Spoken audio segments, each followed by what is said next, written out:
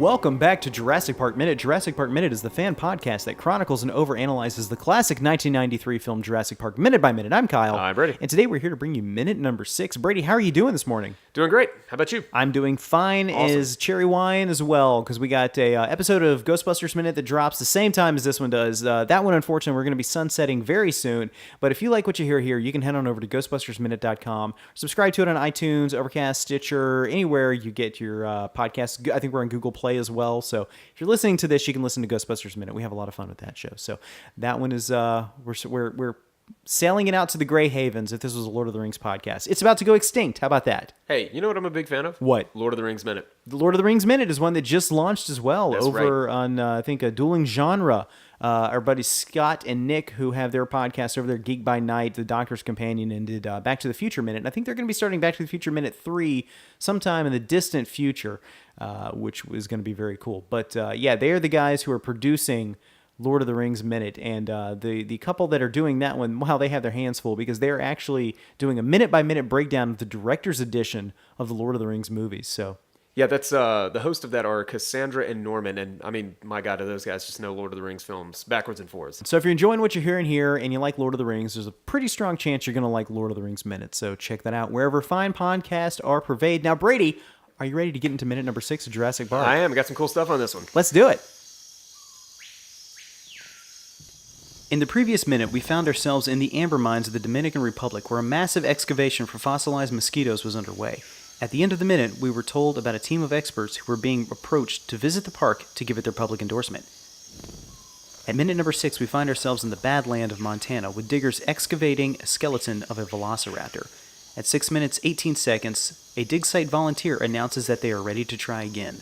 At 6 minutes 20 seconds, the lead character, Alan Grant, rises into frame and says, "I hate computers." At 6 minutes 24 seconds, Ellie Statler ties a bandana around Grant's neck and tells him that the feeling is mutual. At 6 minutes 30 seconds, we see a shotgun shell being loaded into a crudely made machine for the purpose of which we do not yet know. At 6 minutes 35 seconds, a lever on the machine is pulled, firing a blast into the ground, causing a cloud of smoke. At 6 minutes 47 seconds, Grant and his team surround a rustic-looking computer setup. The technician explains how the process works. At 6 minutes 50 seconds, the computer monitor begins to show a sonar image of a buried skeleton. At 6 minutes 55 seconds, Grant watches unimpressed with this new technology. And thus ends minute number 6 of Jurassic Park. So this scene was actually not shot in the Badlands of Wyoming. It was actually a section of Red Rock Canyon near Ridgecrest in California's Mojave Desert. So it's accessible only by four-wheel drive vehicles. So they had to get a bunch of four-wheel drive trucks to get us up there. You can find some spectacular landscapes there, but there are no dinosaur fossils to be found. It was shot in California because it was cheaper to shoot there, and it was easier access. Steven Spielberg had a philosophy going into Jurassic Park, as we talked about, that they would only shoot 5 times for each scene. Mm-hmm. They wanted to make this an easy shoot that was easy on everybody. And when they were trying to figure out, well, how are we going to get to Wyoming, or how are we going to get to the Badlands? How are we going to get to Snake River, which I think is around that area too? Somebody in the production facility said, you can just go like a half hour or a couple hours away to the Mojave Desert. Yeah. So, but it looks great. It looks, I wouldn't know unless someone told me. I didn't know until I read that somewhere. Yeah. So, so the skeleton shown here has more in common with a dinosaur, which name we're going to hear. And, we really need to get into this right now. We need to go ahead and talk about this, because this movie, one of the main dinosaurs in it is the Velociraptor, right? That's right. Yeah, it's not really the Velociraptor here. It's the Deinonychus, which is what you're seeing here. It has more in common with the Deinonychus or the Utah Raptor than it does the actual Velociraptor. Velociraptors were only about, they'd come up to maybe about a full-grown adult's kneecap. Deinonychus was about 5 foot standing and was able to look you in the eye. So the dinosaur you see here in the movie is a Deinonychus. However, we will be referring to it as the Velociraptor. So understand, we know what we're talking about. It's the Deinonychus. We'll keep calling it the Velociraptor. And, I applaud the filmmakers for going that direction, because, one, Velociraptor just rolls off the tongue so well. Yeah. And, of course, the term raptor means bird of prey, which just fits in with Grant's whole, philosophy about how, dinosaurs evolved into birds, etc. Yeah. But having the dinosaur be as tall as you, and he can be in the same room as you, and it's just makes it so much more creepy. Excuse me. These are lady dinosaurs here. All dinosaurs from here on out will be referred to as she because they are all lady dinosaurs. Okay. And they are vicious raptors. So, but that's actually something that Michael Crichton knew about going into this. He studied with different scientists, and he was looking at different bipedal animals that could hunt in a way that he wanted for the book. And he was told that Deinonychus would be the dinosaur he was looking for. But after searching everything, he said, "Oh, this word Velociraptor, that's so scary." And he went back to the scientists and said, "Hey, thanks for giving me this information. I'm going to use this dinosaur. I'm going to call it Velociraptor because it rolls off the tongue." It's a very threatening term, Velociraptor. I like it a lot. Alan Grant is based on Jack Horner, who's a real-life paleontologist that helped the movie crew in making the dinosaurs based on facts and discoveries in the real world. In the film, Alan Grant is a grump. In the book, he's a little bit more warmer to the kids. Yeah. So the Alan Grant in the book is a little bit more open to talking to people. He's a funnier guy. The one here in the movies, he's a grump because, well, he has to have a character arc, right? Mm-hmm. So he has to start off as kind of this jerk, and then eventually by the end of the movie, he's a resourceful guy. He's got these kids that he's stuck with, and we know right off the bat in this movie that he hates children. So what's more interesting than to stick the guy who hates kids with a couple of kids out in the wilderness and have to have them survive together? So yeah. He's a little bit different. Ellie Sattler's also a little bit different. In the book, Ellie Sattler was a grad student of Alan Grant and was not romantically involved with him. In the book, The Lost World, it was mentioned, however, that she and Grant were involved, but what involved meant they don't really get into. I think she's 23 in the book. Sattler was changed in the film to be romantically involved with Dr. Grant, and her personality remained unchanged, however. She's tough, she's adventurous, and at times the only character with the bravery and tenacity to tackle problems head on. So, several points in this movie, I think that Hammond says, I wish, would you be so kind to take a gas Jeep out and go find my kids?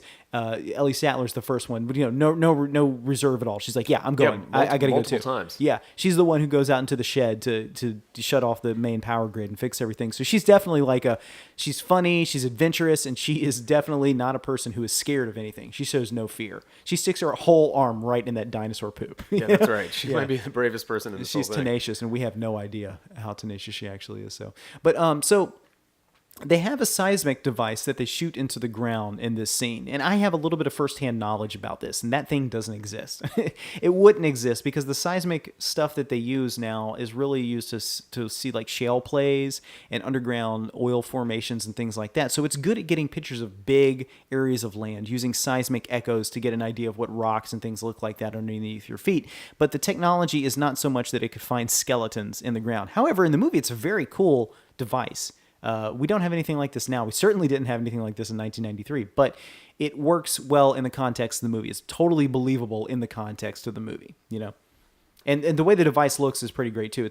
It's sitting on top of a tire. It bounces. Two guys have to hold it down when it fires off. I've been around these things when they actually fire off. What they do is they drill a hole in the ground and they drop a seismic charge down that hole. It goes down a while. Then they set it off, and it's significant. You can feel it and hear it all around. It's like boom, like that. But yeah, so that does not exist, but it's a really cool idea for the movie. Yeah. Yeah. So, something that I love so much about movies is whenever you find out that another actor was supposed to play a certain character, and whether or not it would have worked or didn't Tom work. Selleck is Indiana Jones. There you go. And whether or not that would have worked doesn't always matter. It's just interesting to see that there were other options. Steven Spielberg's first choice for Alan Grant was Harrison Ford. Harrison Ford turned it down, though, said the part just wasn't really right for me. And I think he's right. Jurassic Park is one of those movies where the star, you don't need like a face on your poster. It doesn't need to be Harrison Ford in Jurassic Park. Right. What needs to be on the poster is the dinosaurs, or just the adventure overall, and not the actors. I've always thought that about James Bond. The actor playing James Bond should never be bigger than the character. Yeah. And let's see. So yeah, Harrison Ford turned it down. They also offered it to, or considered, Kurt Russell, who I think would have worked. Oh yeah, definitely. Yeah, Richard Dreyfuss. And they offered it to William Hurt, who turned it down without reading the book or the script. Really? Yeah, no. And Sam Neill is perfect. He's great. He's... Sam Neill's one of those people who just has like a look that says so much, and he plays annoyed really, really well. And his arc in this movie is it's great. It's great. It fits within the movie perfectly, and the fact that he's trying to avoid the possibility of having kids and then coming around to it at the end. spoilers for anyone who hasn't seen Jurassic Park 3, but he and Ellie have apparently divorced or split or whatever, and there were no kids. So Which is more interesting to me than them actually getting together and having kids. Yeah. For him, yeah, I can see that. But I was showing this to a friend of mine, and whenever the film started and it showed that he and Ellie were since broken up and she's not remarried and everything like that, she was like, nope, turn it off, not gonna have it, it's not happening, doesn't exist. So I don't know, it's funny how people get attached to stuff like that. But so we talked a couple episodes ago about how James Cameron was very, very, very keen on doing Jurassic Park, Right. and really tried to get his hands on the script. His premise was really strange. It was basically just going to be aliens, but put dinosaurs in place of the aliens, and his casting was just going to be off the wall too. But who knows? Might have worked in a parallel universe. I think that the James Cameron who made The Abyss probably could have made Jurassic Park.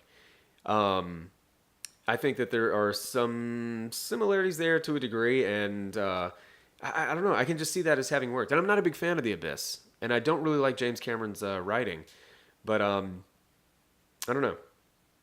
What are your thoughts on that? Well, I mean, it would have been interesting. I mean, if anybody besides Steven Spielberg could have tackled this property properly, it would have been James Cameron. I mean, Jim Cameron makes an entertaining movie. There's not really a movie of his that I don't like. I think pretty much his entire canon of work is great stuff. You know, even something like Titanic that was really, at the time, I was like, oh, this is girl stuff. But I mean, it's a competently made film. It's entertaining. When it comes on TV, I watch the whole thing, you know. So Jim Cameron probably could have done some really good stuff with this. But I think that the magic of Spielberg, and I hate to use a cliched term like that, was really something that the adventure and sense of discovery is something that made this movie last.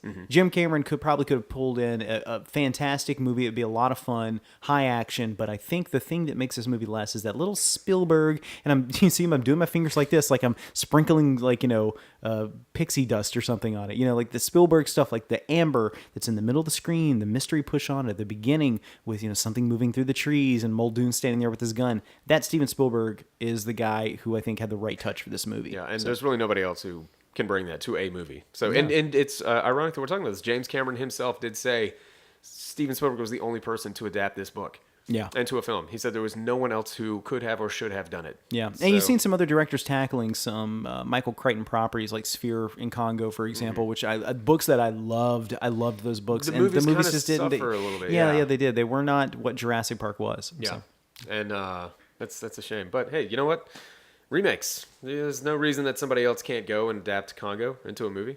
Yeah, no, I'd love to see somebody take another stab at Sphere. That'd be awesome. It'd be great. I'd love it. I'd love it. So we also have some kind of alternate casting choices for Ellie as well. So Laura Dern got the part. You know, she was only 25 when That's she did amazing. This. I really can't believe that. Yeah, she's great in it. But there were a few other options. Robin Wright Penn was one. Helen Hunt, Sandra Bullock, Juliette Binoche, surprisingly.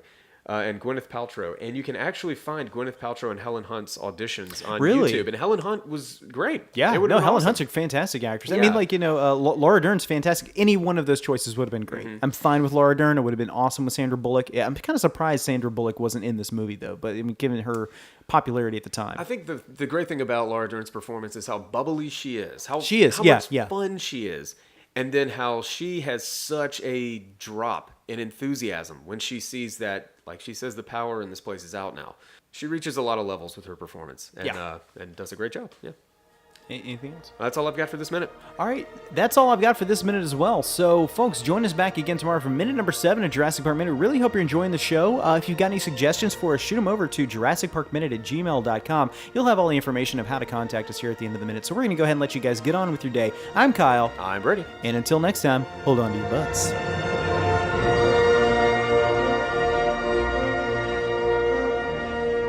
Jurassic Park Minute is a fan-supported podcast.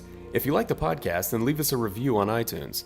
You can contact us at JurassicParkMinute@gmail.com and visit us online at JurassicParkMinute.com, Facebook.com/JurassicParkMinute, and Twitter.com/JurassicMinute.